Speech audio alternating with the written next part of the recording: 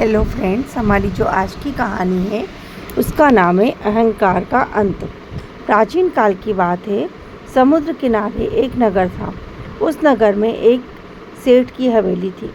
हवेली के पास एक पेड़ पर एक कौवा रहता था। सेठ भोजन के बाद बचा हुआ खाना छत पर कौवे के लिए डाल देता था और कौवा उसे बड़े प्रेम से खाता था। सेठ का खाना खा खा कर कौवा धीरे धीरे हष्ट-पुष्ट हो गया और दूसरे दुबले पतले कौवों को देखकर उसे अभिमान हो गया। वह अन्य पक्षियों को तुच्छ और स्वयं को बहुत श्रेष्ठ समझने लगा। एक दिन समुद्र के किनारे पर कहीं से उड़ता हुआ हंसों का झुंड आया। हंसों के धवल पंख सुंदर चोंच देखते ही बनते थे। दूसरे पक्षियों ने जब उनको देखा तो उनके मन में विचार आया कि इस अभिमानी कौवों को हंसों के बारे में बताएं। वे उस कौवे के पास गए और बोले, आज समुद्र के किनारे पर बहुत सुंदर हंस आए। तुम स्वयं को ही सर्वश्रेष्ठ मानते हो ना? हंसों के आगे तो तुम कुछ भी नहीं। यह सुनकर कौवे को क्रोध आ गया। वह बोला, मैं अभी उन्हें बताता हूँ, मैं उनसे श्रेष्ठ हूँ। वह तुरंत समुद्र की ओर उड़ गया।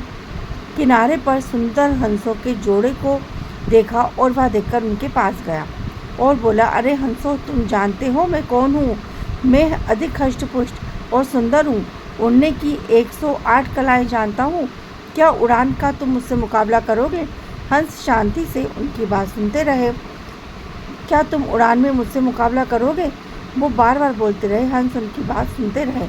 उसकी मूर्खता भरी बात पर मन ही मन मुस्काए।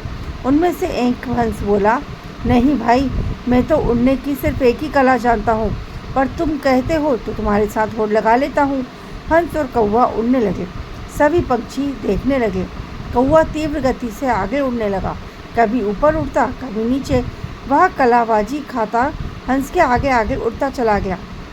हंस शांत और समान गति में उड़ने लगा। थोड़ी दूर जाकर वह समुद्र की तरफ मुड़ गया। कौवा भी समुद्र पर उड़ने लगा। कौवा तेज उड़ने के कारण कलाबाजियाँ करने से थकने लगा। नीचे अथाह जलराशि देखकर उसको चक्कर आने लगे। कहीं कोई पर्वत या चट्टान दिखाई नहीं दी जिससे कि वह थोड़ी देर आराम कर सके। कौवा चकनाचूर हो गया थककर और वह नीचे की तरफ आने लगा।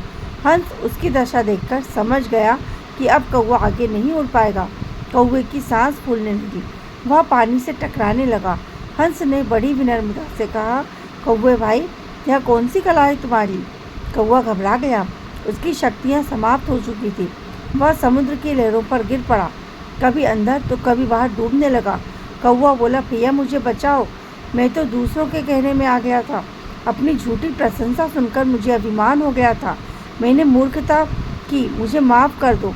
उसकी दशा देखकर हंस को दया आ गई। हंस ने कौवे को अपनी पीठ पर बिठाया और किनारे पर ले गया। सभी पक्षियों के सामने कौवा बहुत शर्मिंदा हुआ। इस कहानी से हमें क्या सीख मिलती है? क्या आपको समझ में आया? इस कहानी से हमें ये शिक्षा मिलती है कि हमें कभी भी अहंकार नहीं करना चाहिए। राधे राधे।